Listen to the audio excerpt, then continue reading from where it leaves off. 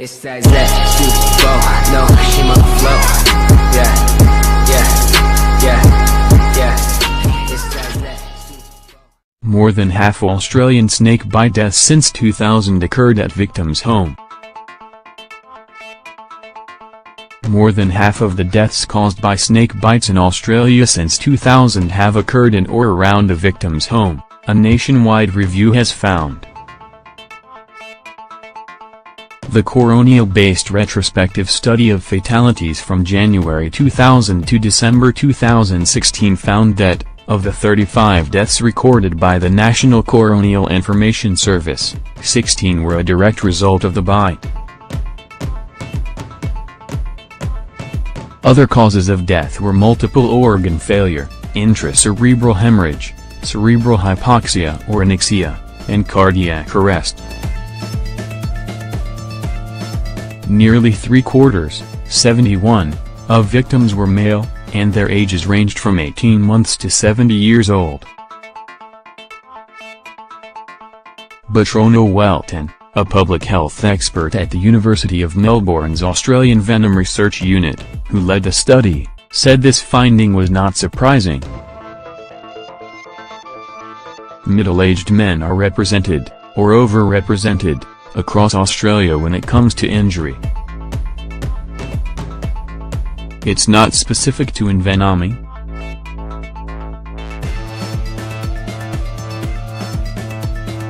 Seven people, 1/5 of the total fatalities, were reported to have been bitten while attempting to pick up or kill the snake, and 33 of victims were bitten on their foot or ankle. Nearly three-quarters, 74, reached hospitals. The time from bite to death varied from 1 day to 19 days. Most incidents occurred during the warmer months of October to January, and February to May, when snakes were more active. More than half, 54, of bites occurred in or around a victim's home. 17 were within a major city or in a regional area. Welton said this spoke to widely held misconceptions about snake bites. The big push for a long time has been that snake bites occur when you're bushwalking. That's a big tag in tourism brochures. But we're seeing that nearly half the cases occur in urban areas. This is nothing new, it's always been reported in the literature, but it seems to have dropped off our body of knowledge. The brown snake, found across most of eastern Australia from the desert to the coast, was responsible for 23 deaths.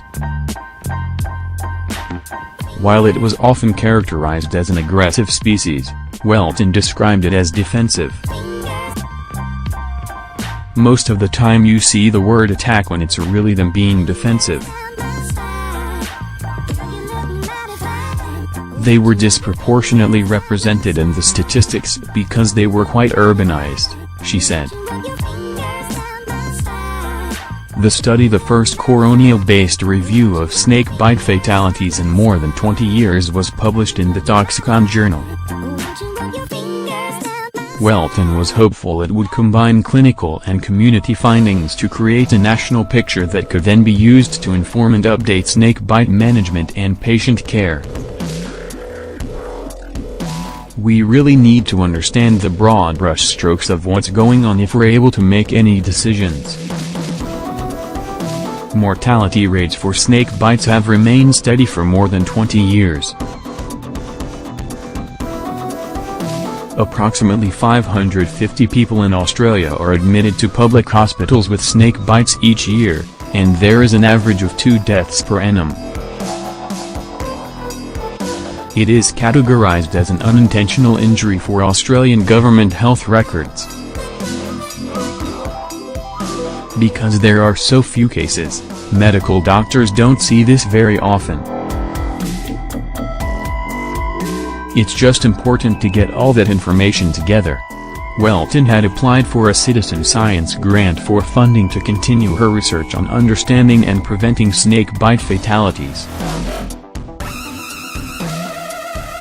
The Avru was also working with Antivenom producer Sakiris to update their Australian Bites and Stings app, available for Apple and Android smartphones. Welton said the refreshed app would provide location-specific information, instead of getting the whole list of venomous animals in Australia that's a little bit daunting.